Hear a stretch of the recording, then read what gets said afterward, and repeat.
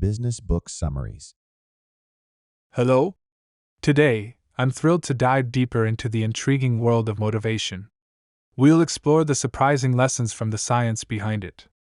Have you ever found yourself stuck in a frustrating cycle? You're determined to improve your language skills, so you plan to study every day. However, as time goes by, your enthusiasm fades.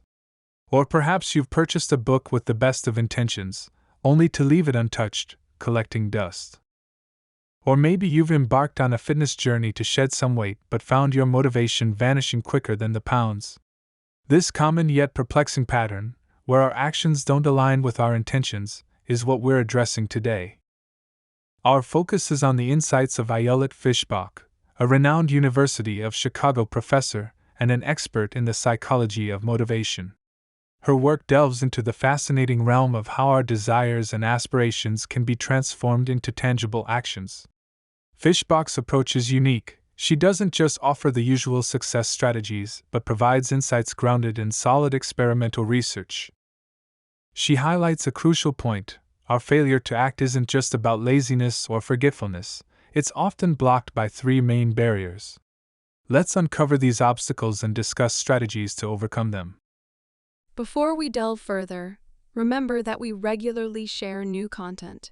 Don't forget to subscribe to our channel Business Book Summaries and hit the notification bell for the latest updates. First, we'll tackle the common pitfalls in goal setting. The initial hurdle is setting goals that are unrealistic. It's not always about our abilities or external challenges. Sometimes, the issue is with the goal itself. Vague ambitions like "I want to be healthier" are unclear, while overly ambitious ones like "I will run every day" can be daunting and quickly dampen our spirits. Crafting achievable, well-defined goals is vital. Next, we face the challenge of maintaining dedication. Many of us have experienced the initial rush of setting ambitious New Year's resolutions or birthday promises, only to see our commitment dwindle over time. The key isn't just in making goals but in continuously pursuing them without burning out. This aspect is crucial and needs careful consideration. Another significant issue is the conflict of multiple goals. Life isn't about chasing a single aim in isolation. Often, we're not derailed by a lack of effort but by the competing priorities that demand our attention. Balancing and choosing between various goals, focusing on the main one while not neglecting others, is an art in itself. So, how do we navigate these obstacles? That's precisely what we're here to explore. We'll delve into strategies for setting achievable goals, sustaining motivation, and managing conflicting objectives. My hope is that this session empowers you to transform more of your aspirations into realities. Let's discuss setting the right goals. An effective goal isn't just a wish, it needs clarity and the power to spark our drive. Consider the difference between a vague desire like "I want to be healthy and happy" and a specific aim like finding a new job. The latter is more concrete but might feel more like a chore than an inspiring mission. Now, reframe it to exploring new career opportunities. Suddenly, it feels more like an exciting adventure than a mundane task. But even this isn't enough. We need goals that not only inspire but are also clear, achievable, and aligned with our deeper values and aspirations. Let's embark on this journey together, transforming our dreams into plans and our plans into action. Our objectives must also be quantifiable. It's one thing to declare an intention to explore new career opportunities, but what does that entail in practical terms? This is where the power of quantification becomes crucial. Instead of a nebulous aim to explore, set a specific target like send out at least 3 resumes daily. This method not only fuels our ambition but also anchors our actions in reality. Similarly, rather than merely aspiring to enhance physical fitness, establish a concrete goal like run at least 3 kilometers daily. By doing so, we bridge the gap between our lofty aspirations and actionable steps, ensuring we stay motivated and on track. Let's delve into the simplicity and effectiveness of quantifying goals. Generally, there are 2 types: quantity goals and deadline-driven goals. Imagine setting a goal to walk 10,000 steps a day. That's a quantity goal. Or consider a work scenario where your boss expects a budget report within a week. This is a deadline-driven goal. Research consistently shows that such tangible goals are far more effective than abstract ones in motivating completion. Consider marathon runners, for instance. While their broader goal is to finish faster, they often set specific time goals, like completing the race in under 4 hours. A fascinating study involving 10 million marathon runners revealed a curious pattern. More runners finished just below their target time than those who slightly exceeded it. This suggests that as runners near the finish line and realize they can meet their goal, they find an extra burst of energy to cross the finish line within their desired timeframe. A study by MIT's Dan Ariely offers another perspective. In a university setting where professors usually set paper deadlines, Ariely experimented by allowing students to choose their submission deadlines for 3 papers within a semester.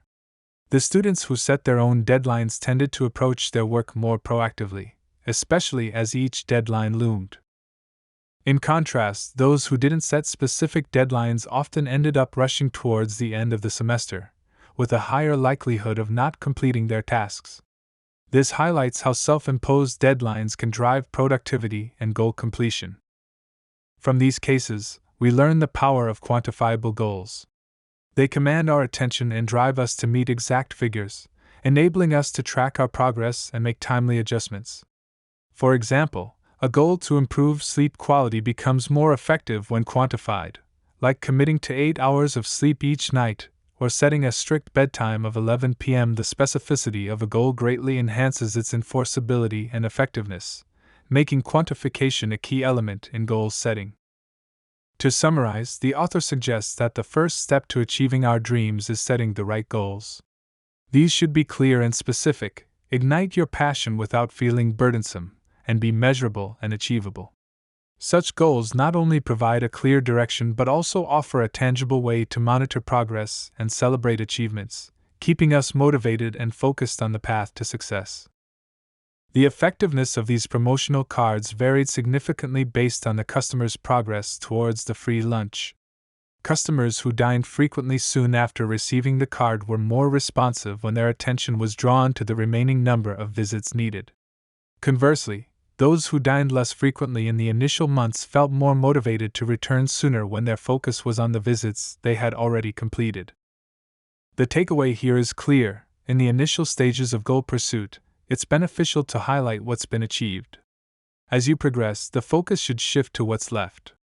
This strategy not only increased customer return rates but also validated the progress perspective principle. We can apply this principle to various tasks, focusing on completed progress before the midpoint and then shifting our attention to what lies ahead. However, merely tracking progress isn't enough for achieving goals. Receiving feedback, both from successes and failures, is crucial for continuous advancement. Positive feedback can be incredibly encouraging, prompting us to replicate what worked. In contrast, facing setbacks not only dampens our spirits but also prompts us to question our approach and consider our next steps. This uncertainty and the need to adjust strategies are integral parts of the learning and achievement process. To keep pursuing our goals despite setbacks, the author advises several tactics. A key strategy is to create psychological distance. Step back and view your situation as if it happened to someone else. This objective perspective helps you deal with failure more calmly. Another approach is to view personal setbacks as learning experiences and share advice with others facing similar challenges, thereby reinforcing your own confidence. Central to these strategies is the adoption of a growth mindset, a concept popularized by psychologist Carol Dweck. This mindset is grounded in the belief that intelligence and abilities can be developed through learning and effort. In contrast, a fixed mindset is the belief that these traits are static and unchangeable. Your mindset influences how you handle negative feedback. People with a growth mindset view challenges as opportunities for brain development. They understand that growth comes from learning, not just from achieving success. Every experience, be it success or failure, is seen as a stepping stone for improvement. For example, someone failing the T.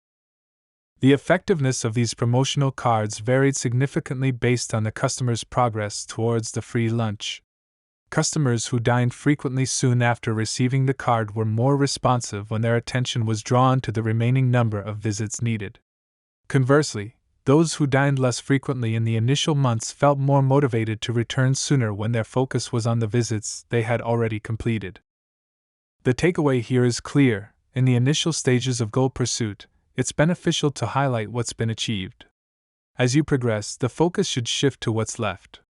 This strategy not only increased customer return rates but also validated the progress perspective principle. We can apply this principle to various tasks, focusing on completed progress before the midpoint and then shifting our attention to what lies ahead. However, merely tracking progress isn't enough for achieving goals.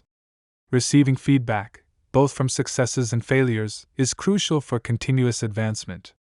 Positive feedback can be incredibly encouraging, prompting us to replicate what worked. In contrast, facing setbacks not only dampens our spirits but also prompts us to question our approach and consider our next steps. This uncertainty and the need to adjust strategies are integral parts of the learning and achievement process. To keep pursuing our goals despite setbacks, the author advises several tactics. A key strategy is to create psychological distance. Step back and view your situation as if it happened to someone else. This objective perspective helps you deal with failure more calmly. Another approach is to view personal setbacks as learning experiences and share advice with others facing similar challenges, thereby reinforcing your own confidence. Central to these strategies is the adoption of a growth mindset, a concept popularized by psychologist Carol Dweck. This mindset is grounded in the belief that intelligence and abilities can be developed through learning and effort.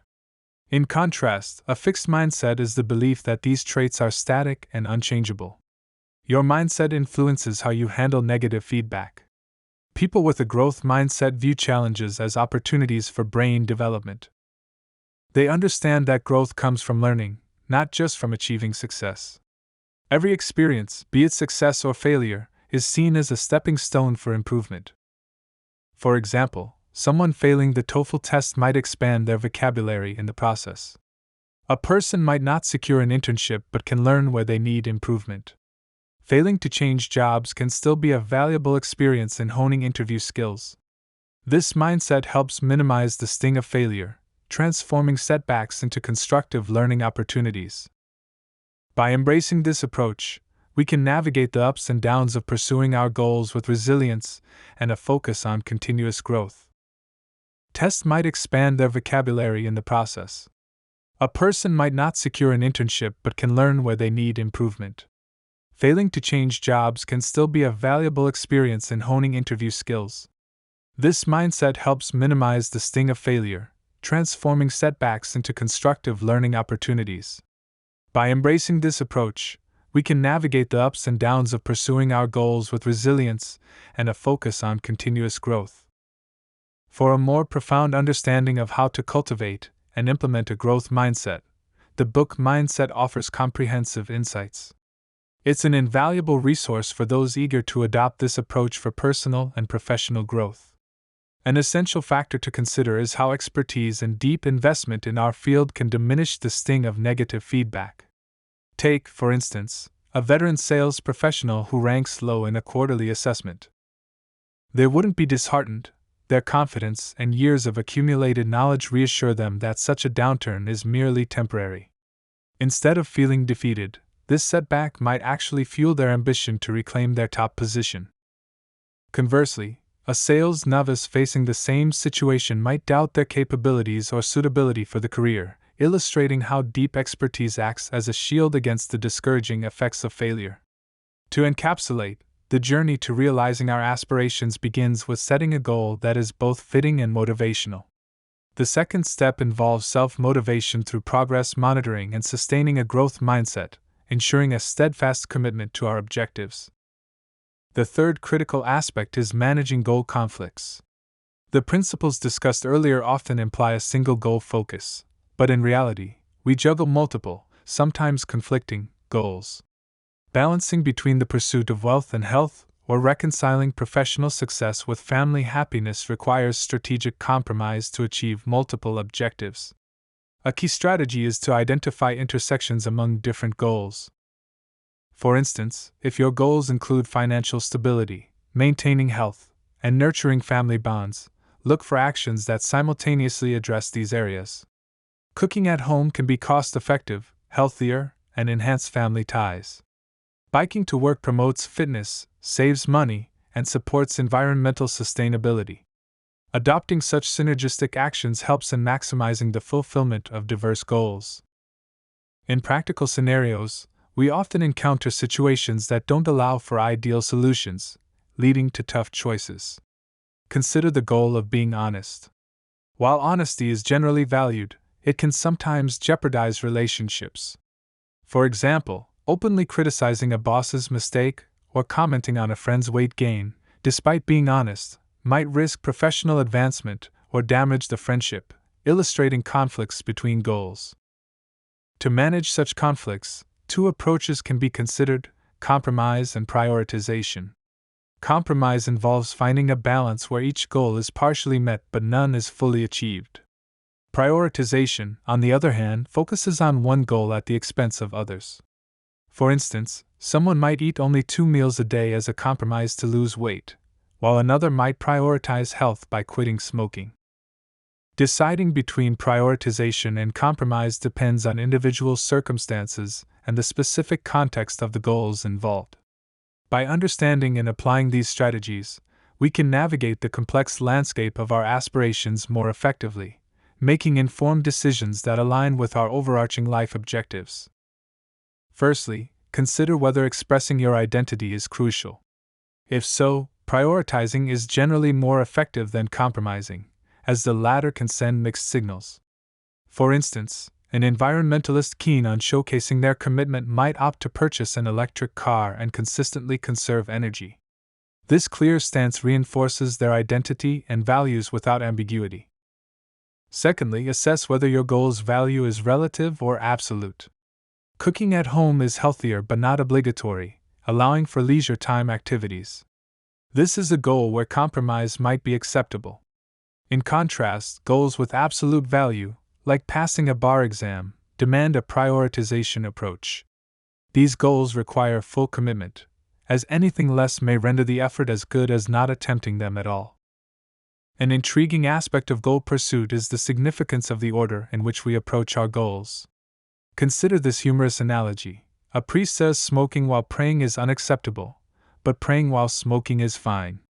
This suggests that shifting from a less important goal to a more important one can involve compromise, but the reverse, prioritizing a lesser goal over a more significant one, often leads to indulgence. For instance, adding fruit to ice cream is perceived as a smart choice for a balanced dessert.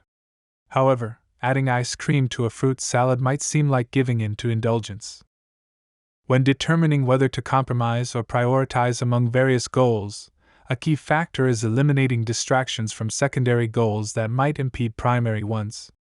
Common knowledge dictates that we should wake up on time, exercise, eat breakfast, and complete work tasks. These are primary goals. Yet, many people are tempted by activities like excessive phone use, oversleeping, overeating, or procrastination, which can detract from health and career development. These are examples of secondary goals interfering with more important objectives. The author suggests that overcoming these interferences involves improving self-control and resisting temptations. This is a two-step process. First, recognizing the temptation, realizing when you're engaged in counterproductive activities like phone addiction, oversleeping, or procrastination. The second step is actively resisting these temptations, focusing on aligning your actions with your primary goals. One effective method to resist temptations, as emphasized in the book, is the concept of pre-commitment.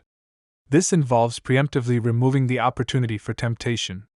For instance, to avoid scrolling on your phone first thing in the morning, you could keep it in a different room. Publicly announcing an engagement can help focus on a committed relationship, while deleting an ex's contact information can aid in moving past a previous relationship. Other examples include saving money in a retirement account to prevent impulsive spending and setting personal deadlines ahead of actual ones to encourage timely task completion. Essentially, pre-commitment makes undesired actions more difficult to undertake, thereby steering you towards your primary goals and helping maintain focus on what truly matters. By understanding and applying these strategies, you can navigate the complex landscape of your aspirations more effectively, making informed decisions that align with your overarching life objectives. Making challenging actions more straightforward and necessary actions more apparent aids significantly in achieving your goals. Additionally, resisting temptations aligns with breaking bad habits and forming good ones. This topic has been explored in depth in various works, such as The Power of Habit and Atomic Habits, which offer insights into overcoming habitual obstacles and effective goal realization strategies, along with practical advice. These resources can be invaluable for those looking to delve deeper into this subject. To wrap up our discussion on Get It Done, let's review the key points. The first part of our exploration focused on the importance of setting goals and the criteria for appropriate goal setting.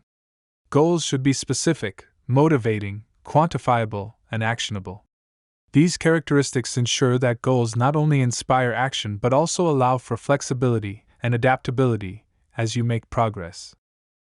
In the second part of our discussion, we focused on how to sustain strong motivation while working towards our goals.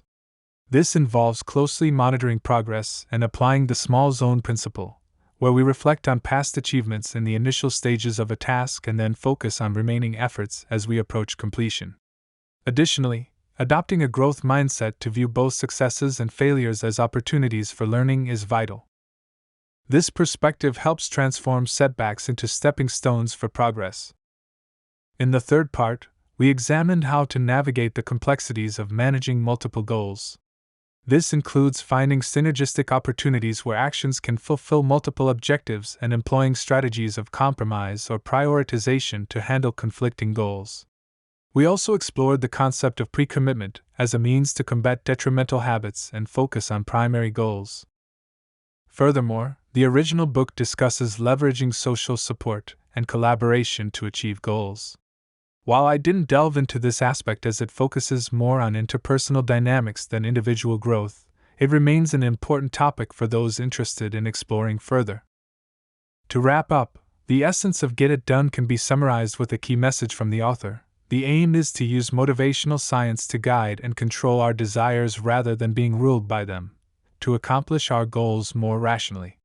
This approach represents the ultimate principle of transforming thought into action, ensuring that we not only set meaningful and achievable goals but also develop the strategies and mindset necessary to see them through to fruition.